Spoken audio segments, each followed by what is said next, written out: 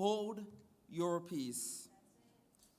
What do we think of when we think of peace? Many people, some things that come to mind is maybe they'll think something that does not have conflict, or some people think of happiness. Some will think of being content in all situations. I usually think of the Hebrew word shalom, which means wholeness, being complete in the Lord, lacking nothing. But that is not what Exodus 14:14 is saying. It's good, but that's not what it's saying. Other versions, instead of saying, hold your peace, one says, you have only to be silent. Another one, just calm yourselves down. Hold your peace, you have only to be silent, and just calm yourselves down. They mean the same thing. But it's very easy to think otherwise. The word peace has this spiritual connotation. If you tell someone to calm down, they will probably be mad at you. If you tell them to hold your peace, maybe a little bit better.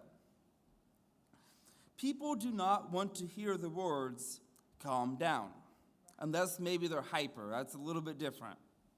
But hearing the words, calm down, implies you are doing something wrong. It implies that your emotions are wrong. Raise your hands if you like to tell someone to calm down.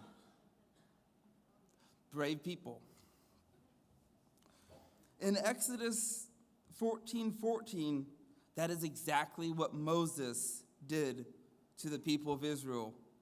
They were complaining and complaining. Moses heard them complain a lot. I'm sure there were several times where he just wanted to take a step back and yell, stop! Actually, he did a few times. This was one of those times. He told them, calm down. And at that time, they were in between the Egyptians and the Red Sea. And they had nothing nice to say about it.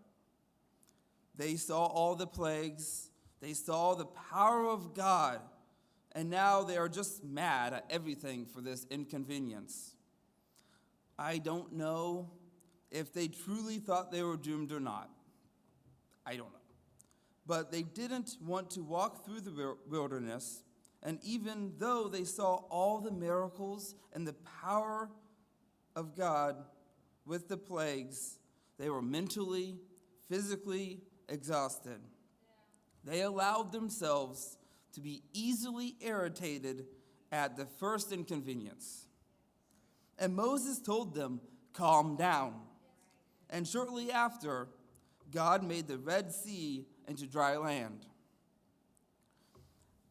And Moses probably would look like a more patient person if Israel didn't keep trying his patience. Even God was quite tired of it at times. If we go to Exodus 32:10, now therefore, let me be alone, that my wrath may wax hot against them, and that I may consume them, and I will make of thee a great nation. After this, or all this after Israel made a golden calf to worship, because Moses was taking too long. I am not convinced that God truly planned on killing all of them, but God wanted to show Moses and show us how bad it got up to that point and going forward. Israel would rather have Egypt than their God, would rather serve gods they didn't even like than their God, would rather make a god and serve that than their God, would rather serve the gods of their neighbors than their God. Rather serve Baal and any god they find lying around in the street somewhere than their God. That sounds ridiculous, yet that's what the Bible is about. Sometimes, with everything going on, it was easier for them not to worship their God. Some of them maybe only have heard of their God, didn't know who he was at all. And it was an uphill battle for the prophets. The Bible's an interesting book.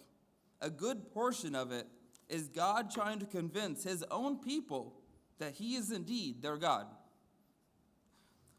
Many of the prophets probably felt alone, and that they were the only one who knew who God was, the only one who worshiped their God. That is exactly how Elijah felt. If we can go to 1 Kings 19, 1 through 8, it reads, Ahab told Jezebel all that Elijah had done, and how he had killed all the prophets with the sword. Then Jezebel sent a messenger to Elijah, saying, So may the gods do to me, and more also, if I do not make your life as the life of one of them by this time tomorrow. Then he was afraid, and he arose and ran for his life, and came to Beersheba, which belongs to Judah, and left his servant there. But he himself went on a day's journey into the wilderness, and came and sat down under a broom tree. And he asked that he might die, saying, It is enough. Now, O Lord, take away my life, for I am no better than my fathers. And he lay down and slept under a broom tree. And behold, an angel touched him and said to him, Arise and eat. And he looked, and behold, there was at his head a cake baked on hot stones and a jar of water. And he ate and drank and lay down again. And the angel of the Lord came again a second time and touched him and said, Arise and eat, for the journey is too great for you. And he arose and ate and drank and went in the strength of that food 40 days and 40 nights to Horeb, the mount of God. Elijah is known for his faith and miracles that happen through him. And some people wonder what happened to his faith at this time. His faith was not lacking, but he was physically, mentally, and emotionally enabled to show his faith. He was worn out in every way. Let's backtrack a little bit to how we got there. We are introduced to Elijah when he announces there will be a drought in the land.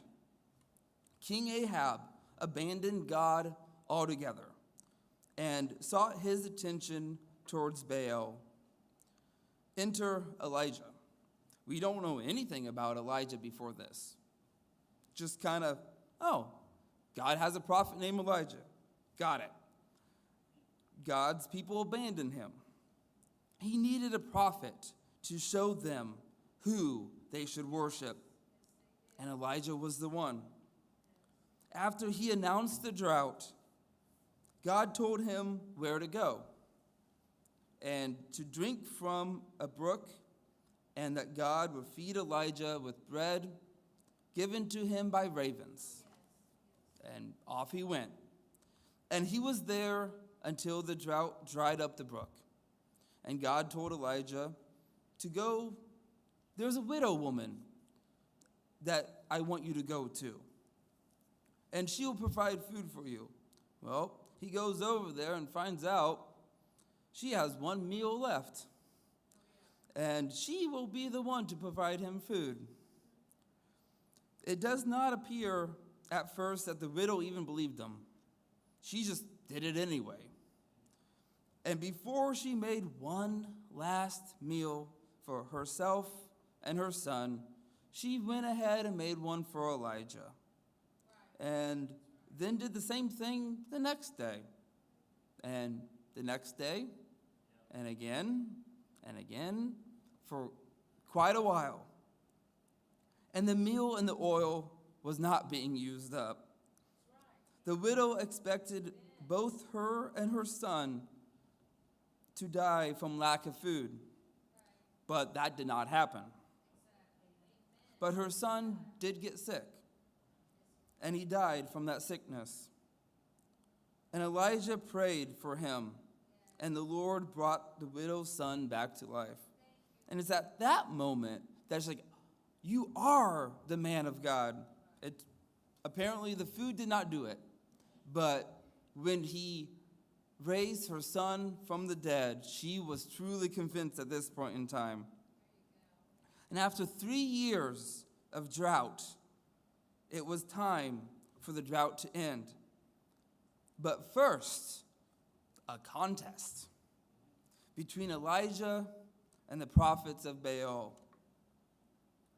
On a mountain, Mount Carmel, with a simple task. Ask your God to set your sacrifice on fire. 3 years of drought, how hard could it be for a God to set his sacrifice on fire? Especially one who is associated with fire like Baal is.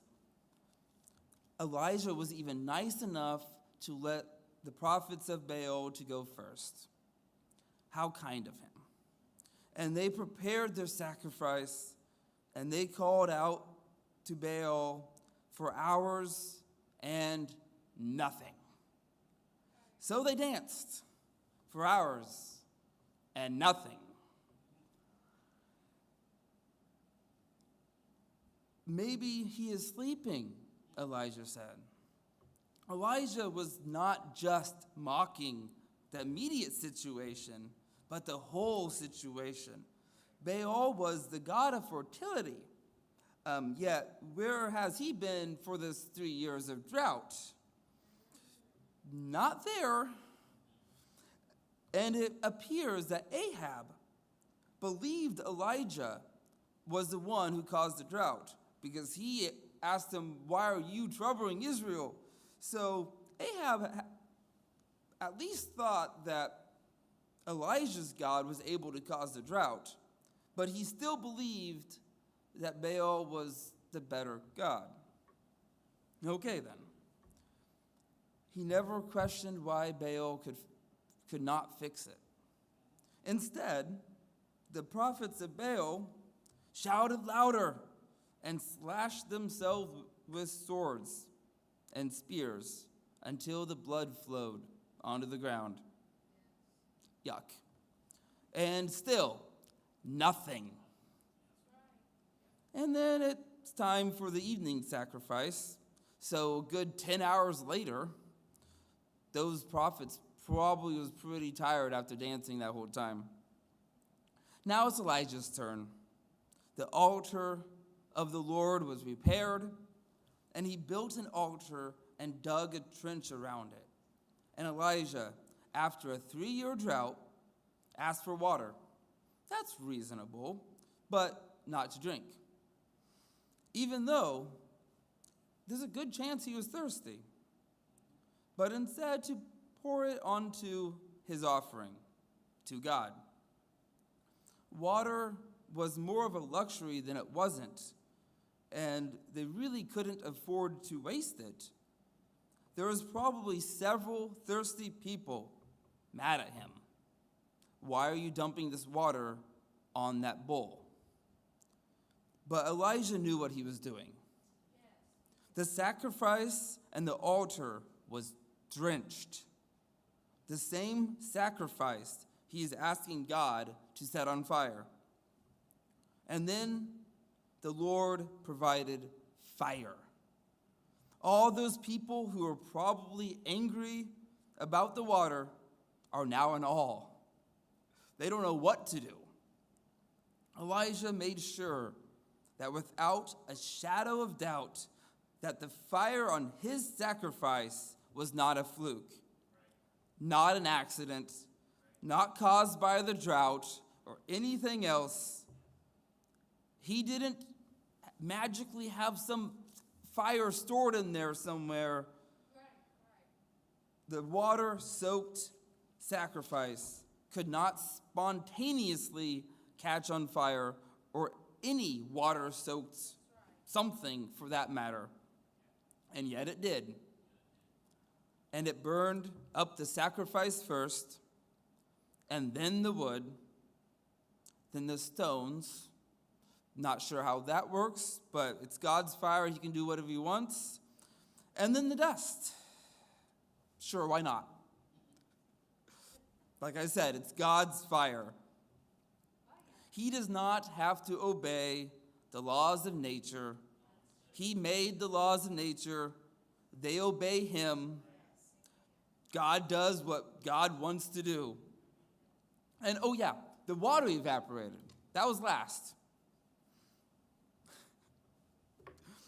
No one could claim that the fire was not a fire from God. And everyone was excited to proclaim him as God. And they killed the prophets of Baal. And in the excitement of it all, Elijah is now waiting for rain. He did what he was asked to do. Now he's expecting rain. He knows it's coming. God told him it was coming. God answered by fire. Now he will answer by rain. So Elijah sent his servant to look. He didn't see anything. Elijah was unfazed. Go look again. Go look again. 7 times. Oh, look, a small cloud. Elijah knew what that meant. Normally, I would not associate a small cloud with a lot of rain. But with what Elijah witnessed earlier, and with God, come expecting. And King Ahab was told to go with his chariot, and heavy rain started as he raced off. And something unexpected happened. Of all these unexpected things, here's another one. Elijah went too, but not in the chariot. Let's just run 20 miles. Apparently that was a good idea. And while we are at it, let's have God allow you to run faster than a chariot.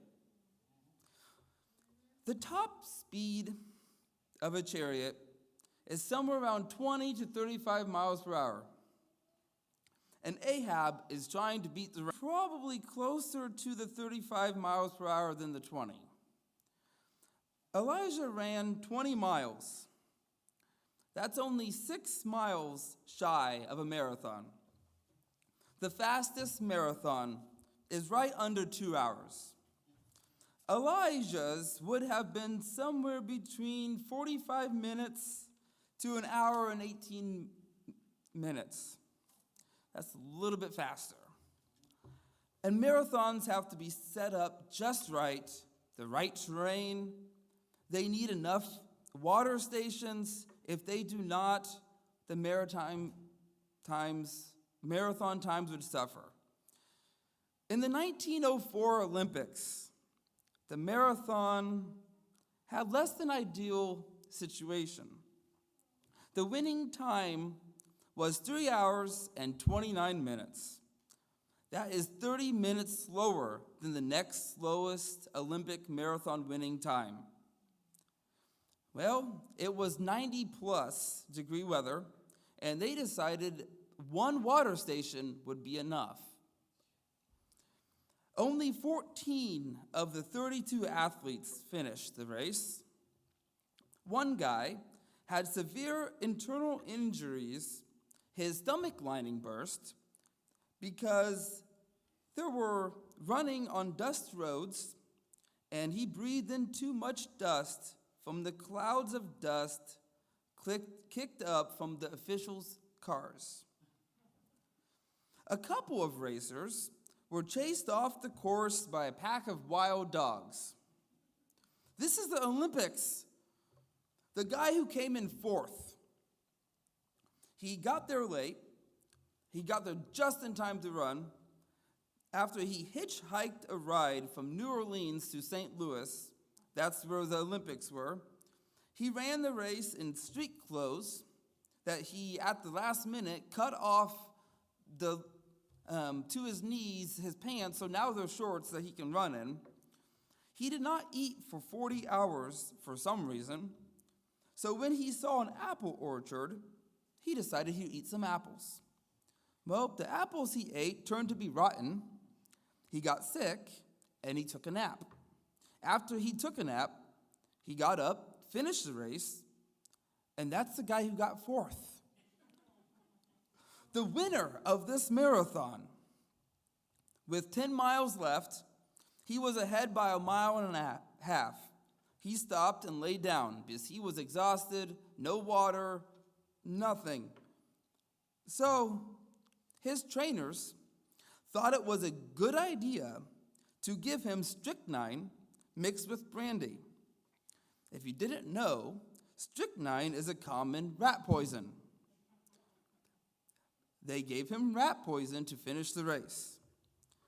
He started to hallucinate and barely could walk at times. And when he made it to the stadium, he was carried to the finish line as he pretended to run. If it was not for 4 doctors, and an hour later, after the race, he would have died. At that time, they thought that strychnine in small doses could be used as a stimulant like caffeine. I'm not planning on finding that out. Anything with poison in the name, I'm going to stay away from it. No one gave Elijah strychnine that I know of.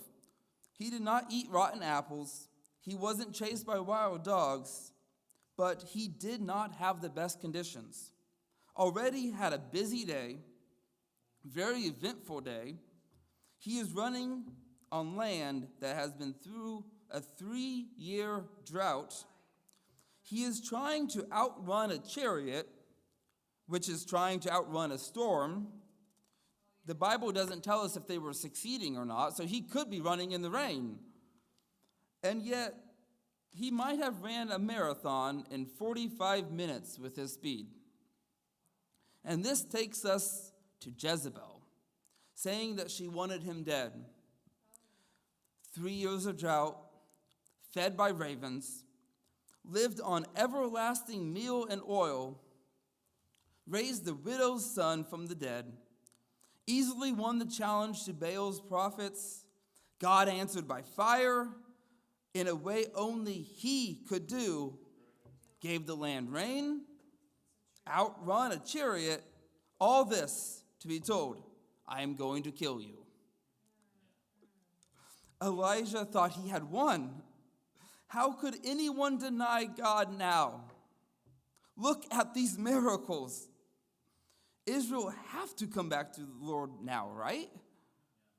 That is what all this is for, right? Elijah was tired, hungry, thirsty. His body was just plain worn out. He was on a spiritual high and thought everyone could see who God is now. And then he is greeted by, I am going to kill you for what you did. He still had faith, but his physical self just couldn't handle it. Elijah ran away, and he had to go to sleep. God woke him up, gave him cake and a jar of water, and Elijah slept some more. God gave him more cake, and then Elijah had to walk 40 days to Mount Horeb, or otherwise known as Mount Sinai. Once Elijah slept and ate, he was back to himself. It is no wonder why multiple food companies try to persuade us that eating their food makes us be and stay who we want to be, makes us who we are.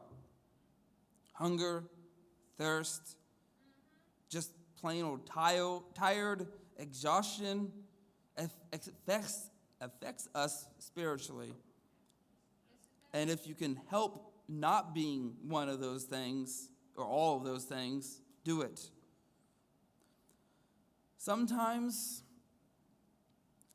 Oz, who will be 3 in a couple of weeks, just has a breakdown. He's just freaking out all over, and not a whole lot of things can stop him from that. And it might take a little while.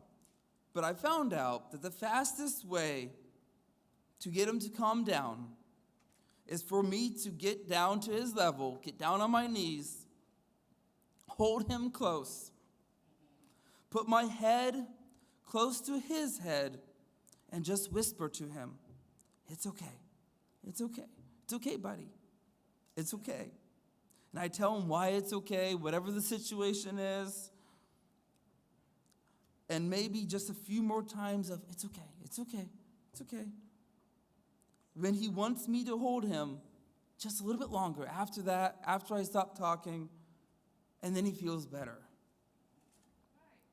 When Elijah went to Mount Horeb, he waited for God to tell him what he needed to know. An earthquake came, but God was not in the earthquake. A strong wind, God was not in the wind. Fire, God answered by fire for the sacrifice, but here, he was not in the fire. And then, a still, small voice.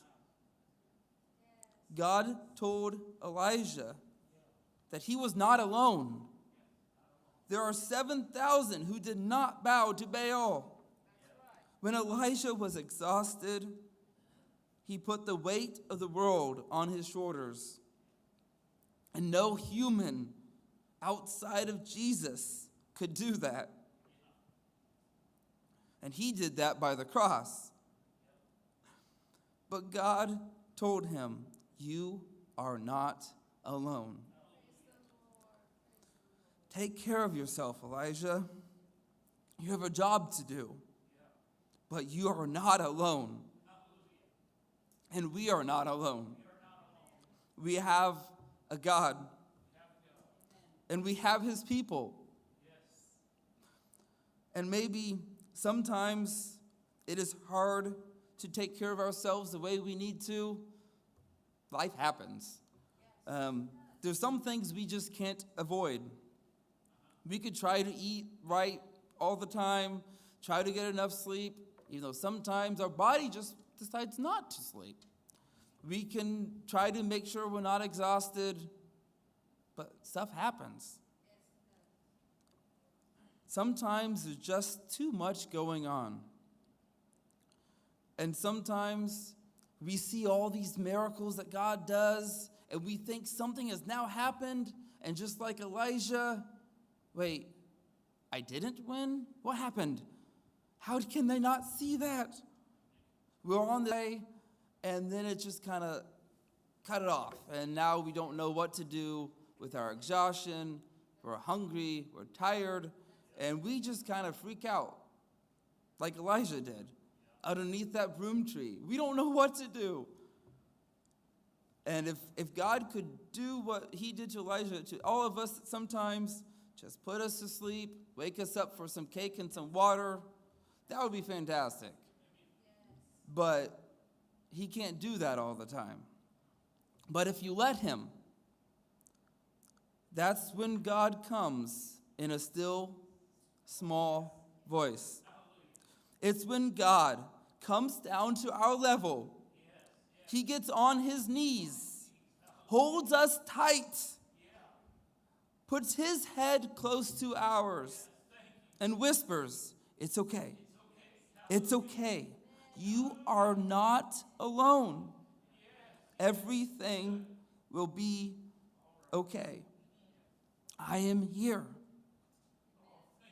Be still and know that I am God." Just hold your peace. Just calm yourselves down. Everything will be okay.